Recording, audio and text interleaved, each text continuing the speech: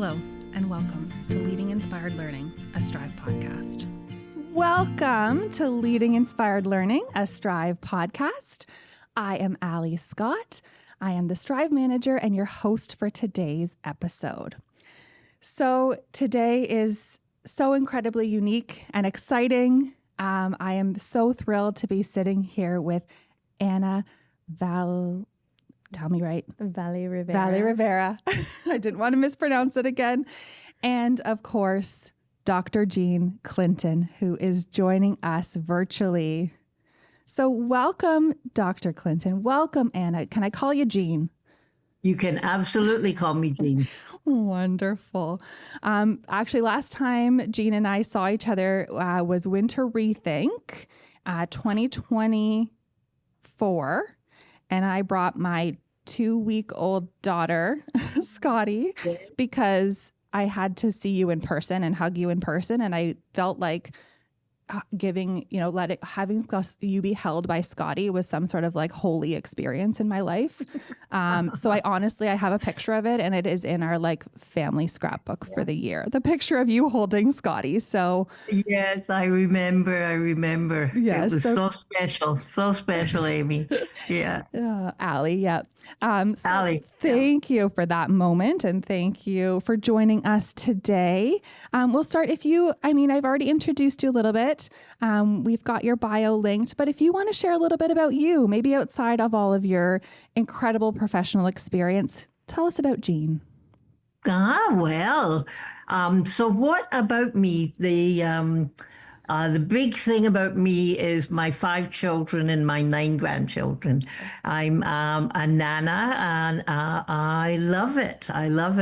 I don't get to see them as much as I would like to because they don't all live close. But FaceTime, I think, is the most beauteous of screen time that there can be. I'm learning how to crochet. Ooh. Yes, previously I was a knitter, but I haven't had time with all my life things. But now I'm learning how to crochet, and I am a musician. My first degree is music, and I have piano and flute as the major instruments I play. I'm picking up my guitar again. Oh, how exciting. Yeah. So sometimes I will break into song without spontaneously. My grandchildren love it. Oh, I bet. Maybe we'll have to have you come back and do a full music session with our Yes, absolutely. The joy of singing together. Absolutely. It's good for the brain. Thanks, Jean. And I'm joined here by Anna. So Anna, do you want to tell us a little bit about you? Yeah, for sure. Okay, so I'm Anna. I'm a mother of 3. I've got an almost 10-year-old, a 7-year-old, and a 3-year-old. So I am in the thick, the thick of those ages. I also have a master's in professional education in early childhood education, and I'm the founder of Early Years Thriving. And I just love the early years field, and I love that I get to be here today with you and with Jean. And Anna's actually joining us from BC. Yes, that's right. So you get to enjoy mountains and hikes and oceans more often than we do here in Ontario. Oh, yeah. And my husband just helped move my office upstairs in our home. So I have a view of like just mountains. When I'm working and I need that little break, I look outside, I go, okay, back to work. Oh, you're making us all very jealous. Amazing. Yeah. Well, today we're going to chat all about empathy, about that heart of understanding, and how that relates and translates to practice. So listening, we have educators who work directly with children, anywhere from infants all the way up to that school age group.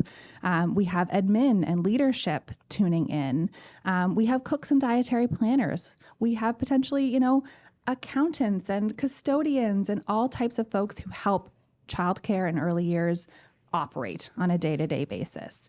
And I think what's important is that empathy piece that we've talked about, the understanding, the vulnerability, the trust, what does that look like for folks who are doing this day in, day out? What do we think? Yeah, well, Allie, the first thing that comes to my mind Well, there's a bunch of stuff that comes to my mind, but one of the things, just as you're asking the question, is the simple interactions. As you talk about those working with the children directly, the cooks, you know, the research shows that when infants and little children have the opportunity for serve and return, you know, that back and forth with people who have that simple interaction, that they're in tune. So the custodian who says, "Hi, Jamie, how are you? I see you've got new shoes." Bang, there goes a trust experience and a development in the brain that says relationships are meaningful and feel good. So simple interactions, I think, is one thing, and there is a whole program around simple interactions. But you know, the other big thing is the quality of the relationship. Of you've got a crying kid whose nose is running all over the place, and you've got, you know, 4 other kids there. If you are able, as an ECE or assistant, if you're able to be on that little one's level and try and understand, where is this crying, where's this behavior coming from? You can be with them in a way to help soothe them that is not going to be spoiling them, but is actually going to be building their brain to know that the world is a safe place. So that's how empathy begins. But Anna, I want to hear what your thoughts are too. I don't want to hog everything here because I'm so excited. I'm here. I'm like soaking it all in, and I 100% agree. And I think even like we're talking about that empathy for the child, but even empathy for each other and that kindness that can be shown between, you know, the educator saying hi to the cook in the morning and how's it going, and doing that extra little check-in, because it really creates this ripple effect in the childcare program as well. And having, you know, a manager come in and say, how's it going? And not in this superficial way that we sometimes do with the, hi, how was your weekend? It was great. How was your weekend? Yeah. Oh, it was great. And then we just kind of like move on, but really taking that extra, you know, minute to breathe and say, hey, how is it going for real? You know, and just having that little, like you said, those little moments go such a long way. Yeah, absolutely. Yeah, well, and you know, it's interesting. Just I had a conversation with a dear friend, Stephen DeGroot from Winnipeg. And he worked with the hardest to work with kids who might be in jail or in detention. And he saw hundreds of kids. And one of the things that he and I talked about yesterday was what they wanted was to be seen. I see you.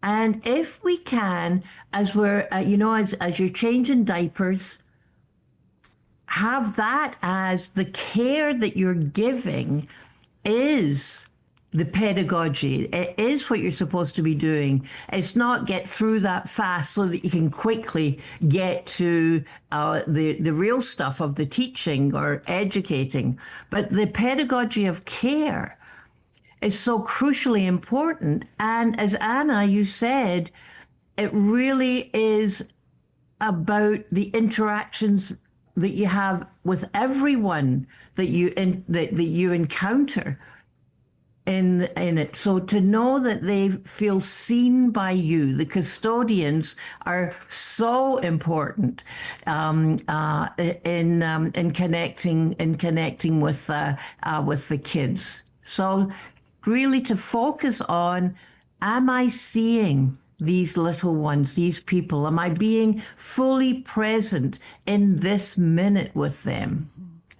Well, and I think too, one of the biggest things that we hear in our community is a desire for more learning, for more understanding, for solutions, I'd say, about, and I use air quotes here, it's my favorite thing, behaviors. That word, it's almost like a little trigger for me now, because everything we do is a behavior. And what we know is that there are children who are struggling. And that is really stressful for educators, for the other children in program, for administration, for all the levels of it, right? And I think, folks are looking for a quick fix.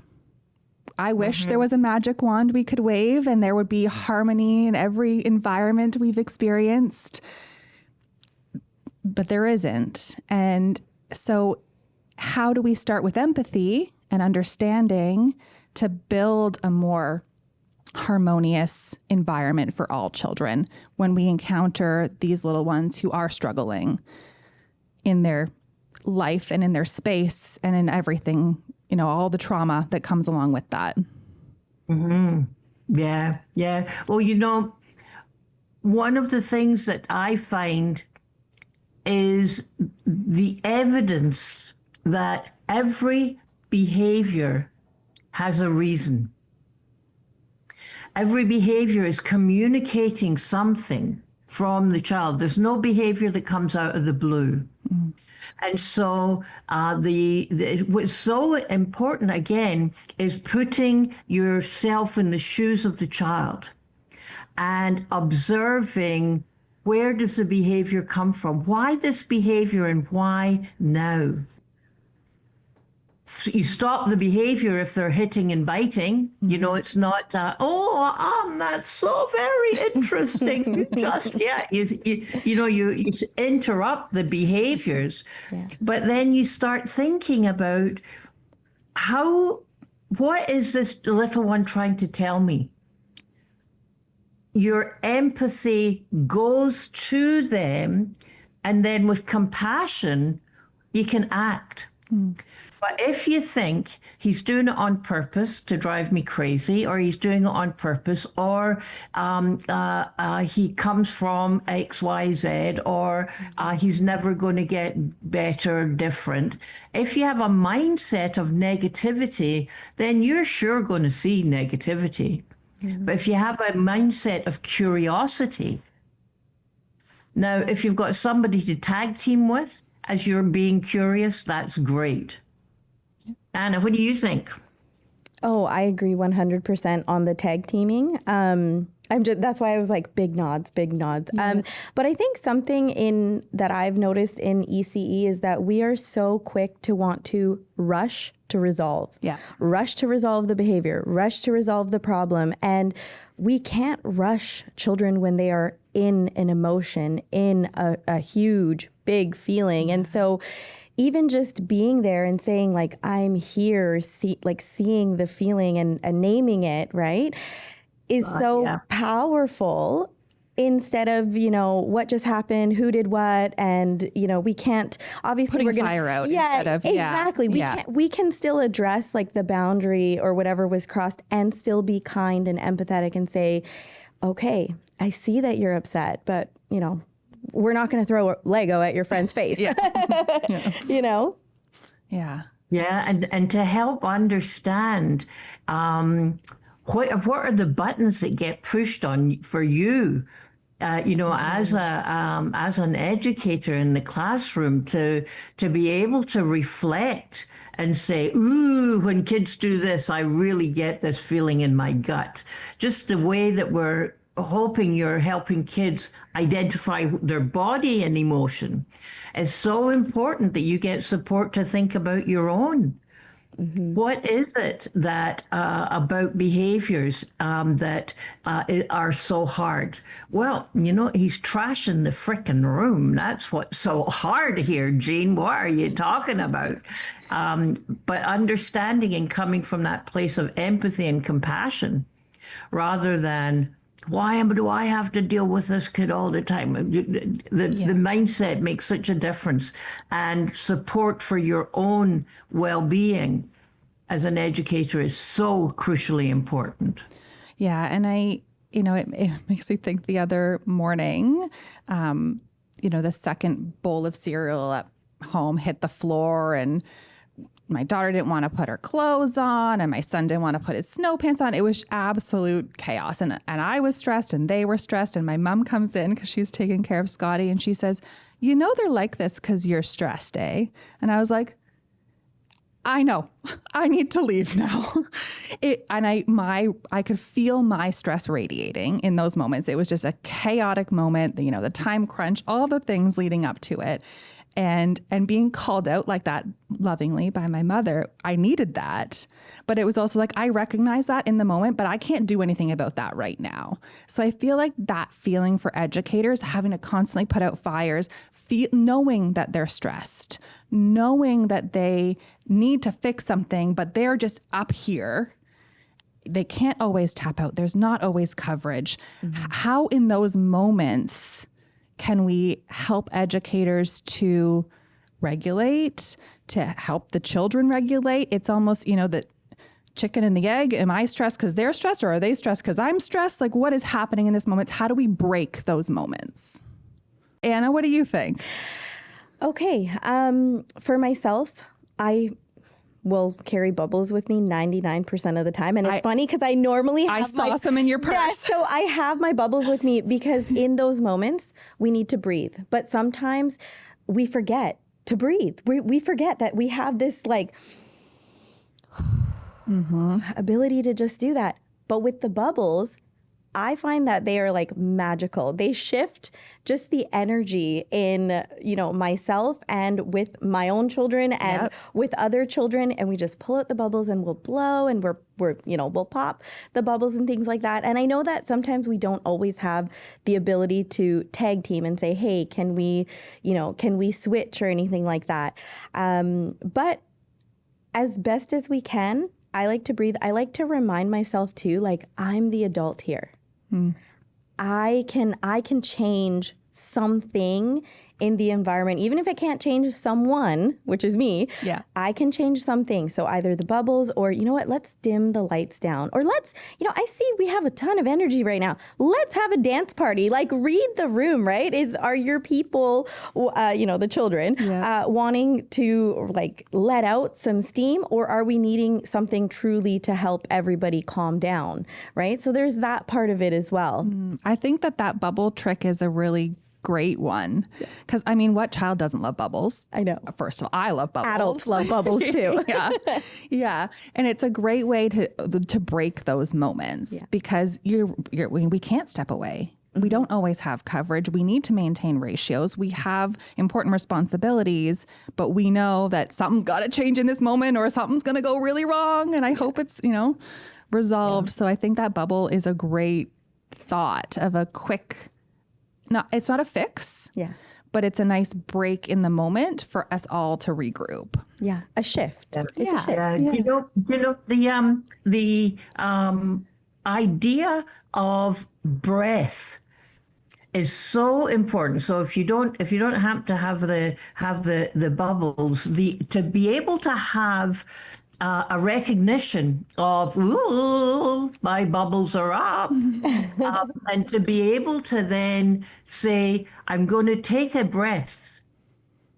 Again, the science here now shows that when you do that, when you've got this stressful situation, and what you do is just stop, take a big breath in, hold it for 4, let it out for 4. Do that a couple of times, and you change your biology so that you can be much more present. And it's so important that we teach kids this as well. Mm-hmm. I remember visiting a kindergarten class, with the 4 and 5-year-olds, and they were learning Mind Up. Social and emotional learning. It's Mind Up. And so the kids learn about breathing. Anyway, the teacher and a mum were really good friends. And the little boy had been sick. And so the teacher is visiting the little guy in the hospital. His mum is there. The doctor comes in and says, well, I'm sorry to say that your child has epilepsy. And the mom and the teacher, her best friend, were kind of stunned. And the little boy reached up his hand, touched his mom's cheek and said, I think you need to breathe. Oh. Beauteous. 4-year-olds know and can pick up that empathy is absolutely present. But, breathing, stopping and saying, I'm going to be present in my own breath here can change the whole course. Yeah, absolutely. And so thinking about the barriers that face educators in systems like that. So like the fact that, there isn't necessarily coverage to step out in a moment where that you need to. That's kind of moving into a bit of a like higher level conversation. So in large systems like we are navigating here, what kind of barriers do you frequently see that lead to either positively lead to empathy and emotional regulation, or negative, like what that prohibit them from being present? And how can we start to dismantle some of those barriers that exist? Oh, Ali, what a great question. And it, also, I keep starting off first. Anna, maybe the next question you can start off. Sorry. No, we're like the Jean fans over here. We're just happy to hear you. 100%. Yeah, well, but I so respect all of your thinking as well. So the number one thing for me is leadership. You know what? What we heard this morning earlier is so crucially important, because if you are working in a center where you feel that you belong, that you feel safe, that you feel significant, that you're valued and you're valuable, and you feel that you're situated, you know what you're doing, you have your purpose. When you have that, then life is very different than when you do not feel safe, know your value, and feel that you've got a direction. And who creates that? The leadership. Yeah. The leadership absolutely creates that. So as thinking about COVID, thinking about the emergency childcare, where was that a example of beauty and grace under crisis? Well, in so many childcare places, that's where we saw it. Yeah. Leadership makes such a big difference, to feel by the leader, whoever that is in your system, that you are safe, valued, and you know your purpose, changes the whole culture of the organization, that comes all the way down to the classroom, which goes all the way down to the interaction, that simple interaction that the educator has with the little one, and the little ones have with each other, by the way. That's a great thought. Anna, do you see similar things in BC with kind of the systemic barriers? Is it?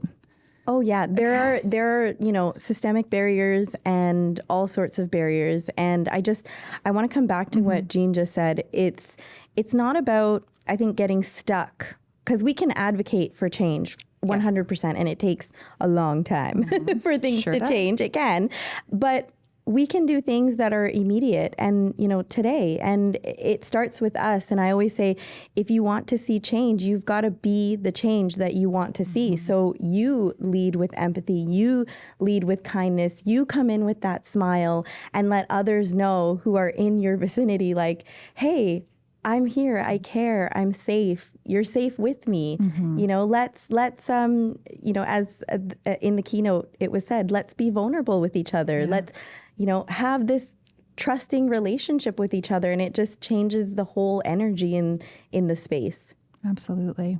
Yeah. I think the other, as I think about barriers, again, the mindset makes such a big difference. And the support that you get makes such a big difference to your mindset.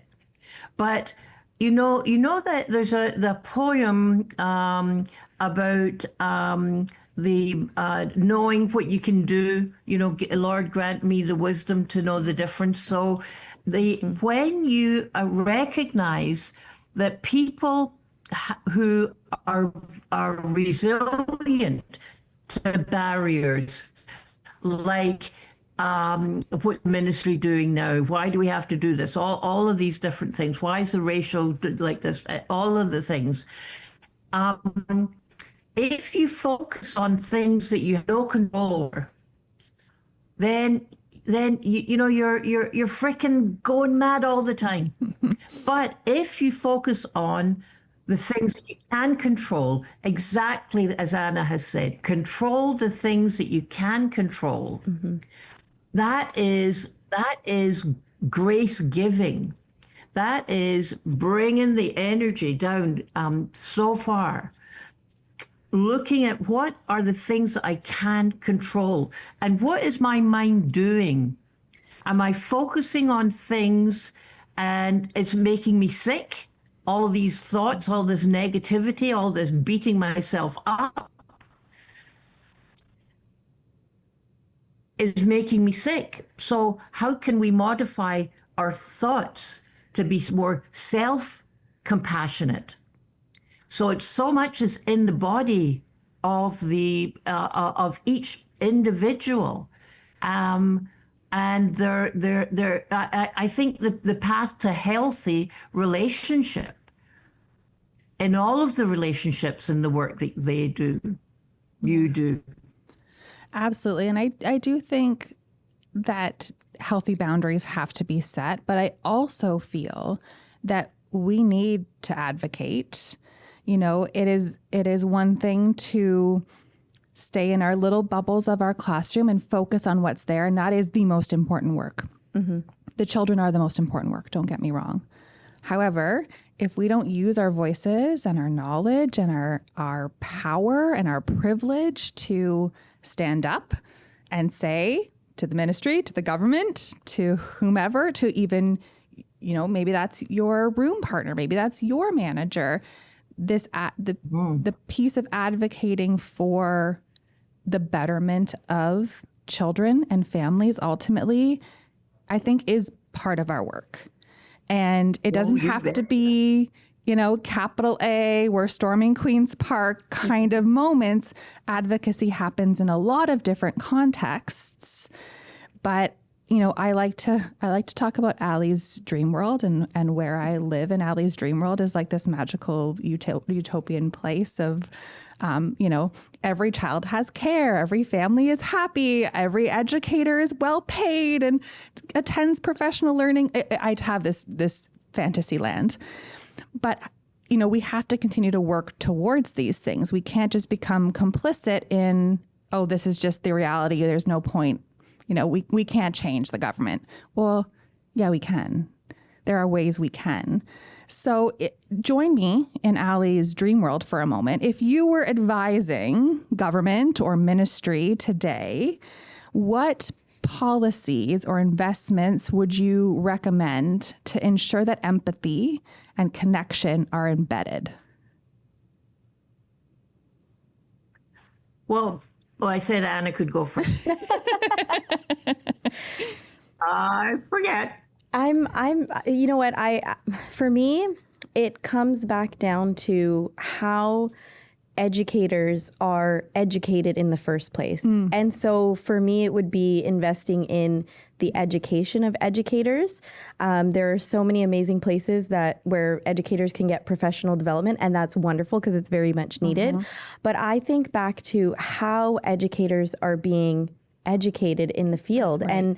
and the even some of the programs that are really quick to go through. And, me looking at some even, assistants who come out in BC, you need 40 hours of a course to be able to become an assistant, and you can work with children and, they're there with the children after 40 hours of a course. And also, anyway, we could get deeper into that, but I just think of going into the, that college and university system and thinking, how do we educate and introduce these people who want to care for children? And are we doing it well enough that we're setting them up for success? And maybe even, how much are we even teaching them about attachment and giving them the time to be comfortable with children, and maybe moving away from, hey, do all of these activity sheets, or whatever it is, these other kind of like goal-oriented learning, and really emphasize care and compassion and attachment and understanding how to support children's emotional well-being. Yeah, here. I'm with you there. I think that's absolutely crucial. And ongoing, as you mentioned, Anna, ongoing education opportunities. But one thing about the education opportunity is I've been working with Laurie Baird, Laurie McGee from Compass, and Lois Saunders, who have developed some resources that are on the Sick Kids website for infant and early years mental health. Why I bring that up is when I called up Laurie, she had just told her friend beside her that she was not going to take on any more things. And then I called her up and I said, oh, come on, join me in this. So she did.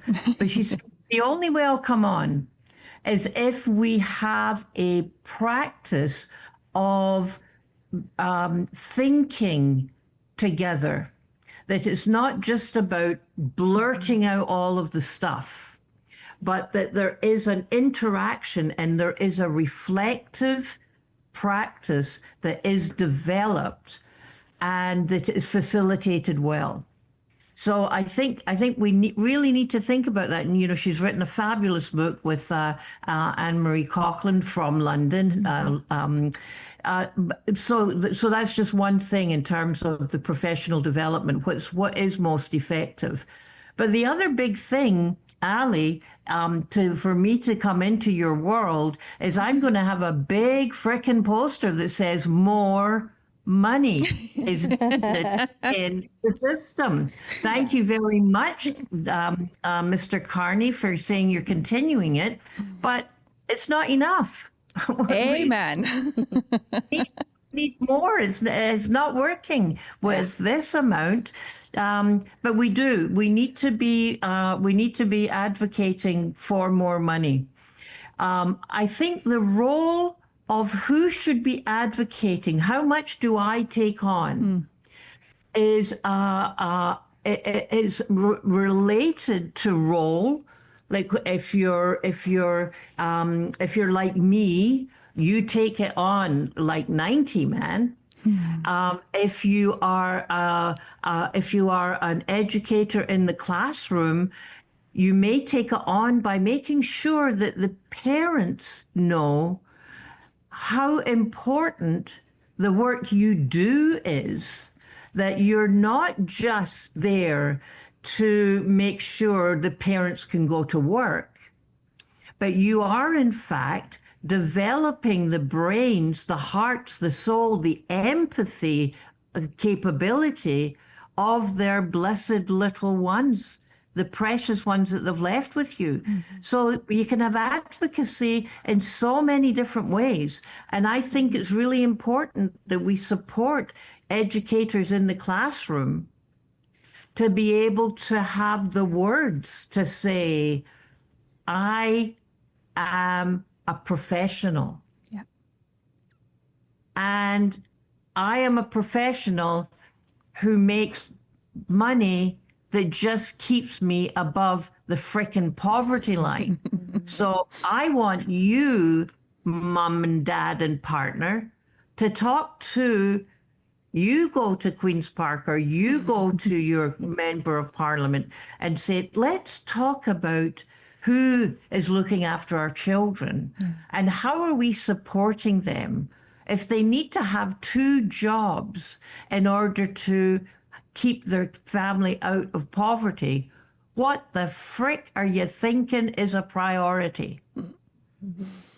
You might say something like that. Something like that. Something like that. I think that's amazing. And, I think if we could make your poster, like larger than a billboard, and I'd be right there with you putting it up there, because I think that leads and contributes to what we were talking about earlier. When educators are getting stressed and that is a constant in their lives, we're seeing burnout, we're seeing exhaustion, we're seeing empathy fatigue, because they're doing so much work for not enough pay. Yeah. They're undervalued, they're underappreciated. And, baby steps, but I want the giant poster too. I think, it is wild to me that during the pandemic, there was I felt like such a positive momentum to all people, parents, and everyone recognizing how essential childcare was to the economy. Yeah. And then that seems to just have kind of gotten lost since this post-pandemic world we've been in. And we need to keep reminding everyone that this is essential. It is important. We are building brains. And I think that message, unfortunately gets lost. Yeah. No, I think you're absolutely right, Ali. I want to be in your world. It's a happy place to be most of the time. Yeah, not all of the time. Not all of the time, because we are humans, and when you've got 2 people, you're going to potentially have some difference. Yeah. So, as Ramit talked about, the that ability to communicate your feelings and thinking about things like some and any, that blew me away. That was just, wow, what a difference that makes. Yeah. But if we can start using that language with the kids, then they're going to be like that little one holding his mama's cheek and saying, take a breath. Yeah. Is there something you need, mama? He didn't say that, but his gesture showed that. Absolutely. The brains are learning and taking in so much. There, a million new little connections a second in the earliest years. So, that the relationship and the experiences that the children have, I keep coming back to the children, but it is also true for the educators. Mm-hmm. Our brain continues to change throughout life, and how we are treated is so important. So I'm with you, Ali. That's going to be a big poster, and we're going to make it really, really fancy. Oh, yeah. With as only early childhood educators can do. Absolutely. Yes. So you talked a little bit about brains, and I want to just come back to that a bit. What do you think are the biggest misconceptions that we still encounter around how children's brains develop?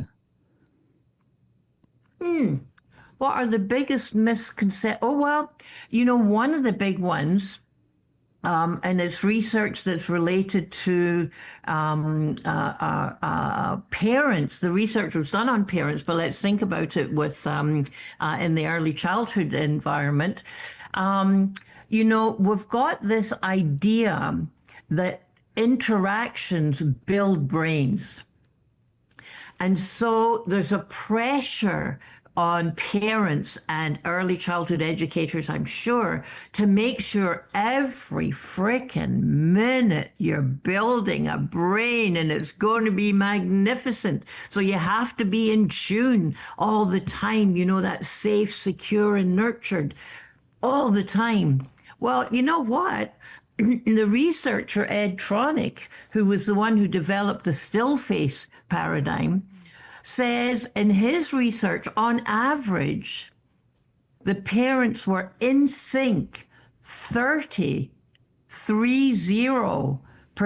of the time.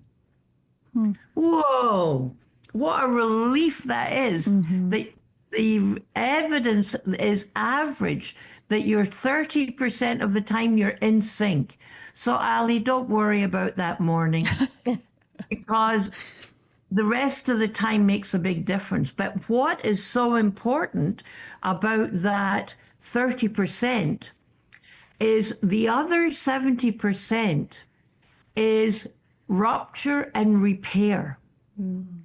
So how do you repair when you're out of sync in a big kind of way? And so that's the ability to say, okay, I need to take a breath here. I need to take a pause. And, I'm not sure I handled that the best way possible. So to be that vulnerable and authentic with kids is absolutely A-okay to do when you've already built that trust, that empathy, that compassion. You show vulnerability and you show the kids that you can be that high and calm yourself as well. So after that morning, That's some thoughts anyway. yeah. After that morning with the cereal and the stress, went to work, and that night I came home, and I normally don't lay with my son. He's 4.5 to go to sleep. We just, say goodnight. But after that morning, we both needed it. So we laid in bed, we talked, I apologized for the morning, and this is hours later. So I'm sure he did remember, but not really. And I just, I'm sorry I didn't handle this morning really well. I know you were just looking for some connection and some time with me. So why don't I just lay with you for a while? So we read stories. We listened to his little Yodo player with Mickey Mouse stories on it. And I just laid with him until he fell asleep. And I thought afterwards, you know what? I think I needed that maybe more than he did, that I needed those moments of connection to rebuild. Because he was fine. We were great. He's a wonderful and resilient little boy, but I felt it still, 12 hours later, and I needed to rebuild for me and for him.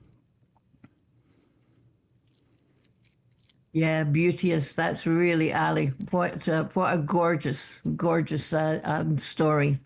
Absolutely on par. And I would say that he probably did remember, how you make people feel lasts. But that doesn't mean harm. Yeah. Last doesn't mean that you hurt him or harmed him by that, particularly given the repair. Yeah. Beautiful. Anna, do you have thoughts on kind of these brain development misconceptions that we're seeing, maybe in your own parenting too, or your work with children? Yeah, you know what? One thing that you said there, Jean, about wanting to always be like 100% on top of it, I think the way that sometimes translates into practice is when educators feel that they need to create schedules where the children are doing something, or they are doing always something for the children at all times.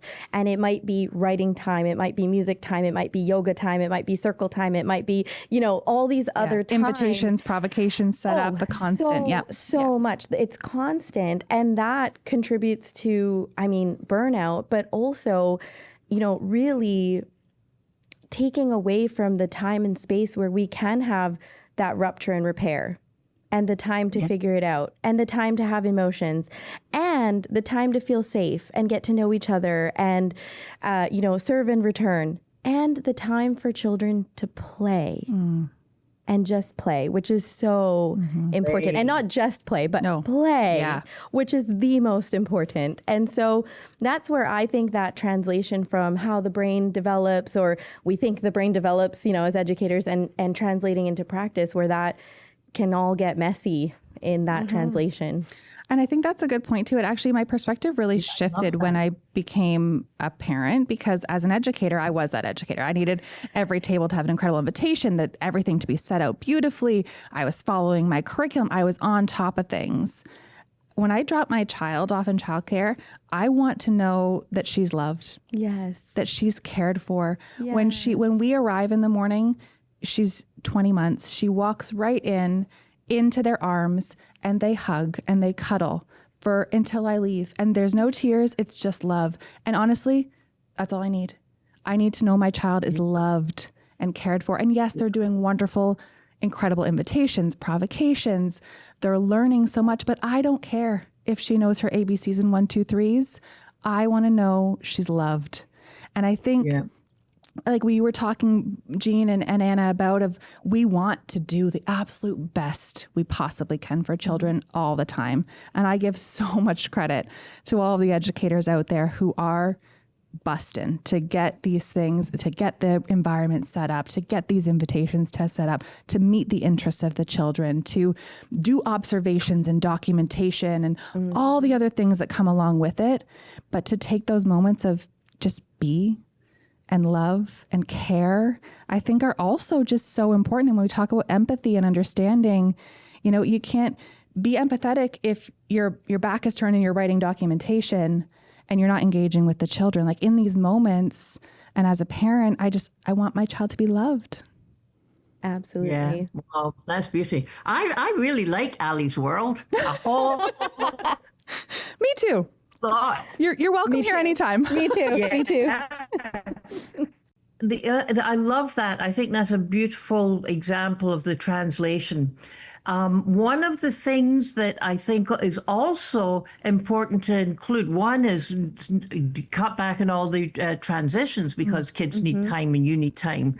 Examine that. But the other thing is the concept of kids needing rest. They need space just to be. It's a gorgeous concept that comes from BC, or I've learned it from BC, Anna, from Deborah McIntyre, who works with Gordon Neufeld. Deborah McNamara.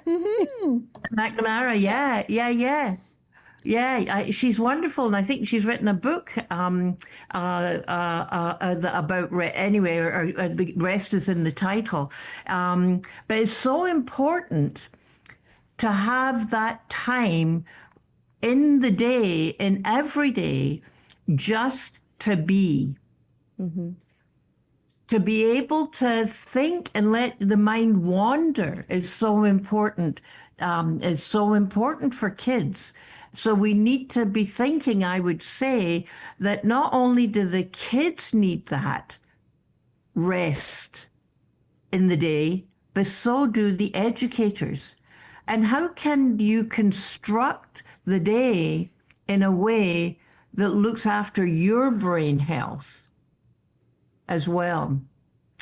But you know, the other, I want just to bring in a concept that needs to be examined deeply, and that is the concept that the brain's, well, here's the fact. The fact is that little boys of color, particularly little boys of color, do not do as well entering school on average. How come?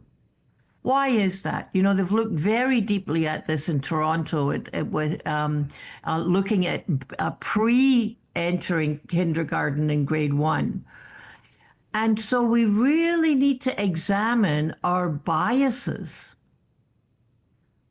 our brains, because the myth is perhaps that we have to uncover is that the brains of some children are not as capable.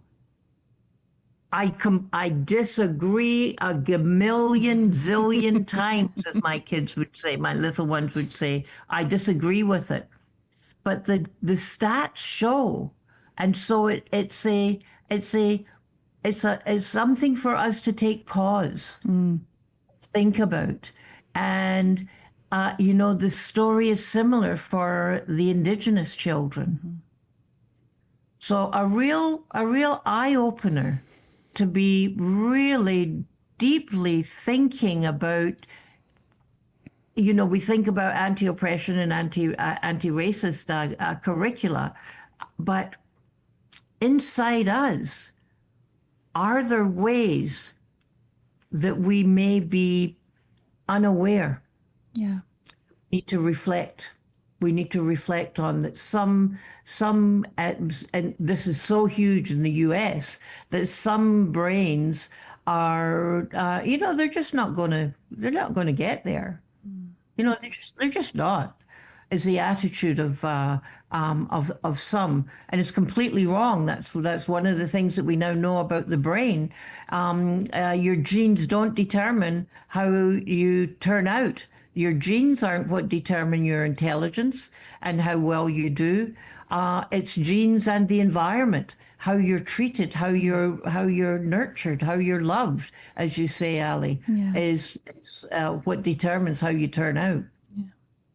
Anna, thoughts on that? Oh, I have so many thoughts on that. Oh my goodness. I feel like we could do a whole other hour just on that. Oh, totally. But in my master's studies, one of the first books that we were asked to read was Deconstructing Developmental Psychology by Erica Berman. And within that, she talks about how, developmentalism has been so rooted in best practice for educators. And that has really formed this idea around what normal should be and what normal looks like. And so educators that haven't had a chance to think deeply about their bias or about their expectations or where these expectations come from or why they are demanding that all children be able to sit at the same amount of time at the circle time and the one or two who cannot are then a problem. Problem, right? Instead of like the circle time, the time being the problem or the expectation being the problem or the bias being the problem, and then this just continues to perpetuate what's happening with the children who are already maybe coming from marginalized situations or marginalized group or traditionally marginalized groups. And then it just continues without that reflection. It's just going to continue. And so it's really important for us to think like, is my expectation something that I need to continue to hold on to and harm other, potentially be harming other children because of that expectation and thinking, well, or even that bias that, maybe this child is going to be athletic because they are, this ethnicity, or, this child's going to be academic because of this ethnicity, or this child's not going to do well because of this. And all of this that we talk about, even if we're explicitly saying it or implicitly communicating it in our environment, the children are soaking that in, and that's becoming part of their narrative of who they are and what they believe of themselves as human beings and as learners. Let's talk about checklists. Another hour. Okay. That's behaviors and checklists are probably two of my worst nemesis. Anyway, that again could be a whole nother hour on that. So we're just thinking about time. Maybe my last question. If you could leave every listener with one message about empathy's role in childcare and early years, what would it be? That the seeds and the roots of empathy are in your hands. We need our little ones to be treated with empathy and compassion so that they become empathetic and compassionate. One of the big reasons, selfish reasons for this, is that in a number of years, the population majority is going to be too sick, too old, or too young to look after themselves. So it's going to be essential that the kids, these little ones of today, are raised to be caring, empathetic, and compassionate. So the seeds and the roots are in your hands. Thank you for doing that. That's beautiful. Thank you, Jean. And thank you, Anna, for being here today and joining us on the podcast. It was, I feel it, a pivotal moment in my career is having a conversation with the two of you. So thank you so much. Thanks so much for listening. You can connect with us on Instagram at Leading Inspired Learning Pod or on our website at strive.swo.ca/podcast. I would love to have you tell a friend or colleague about this podcast. Thanks again for listening. Please join us next time.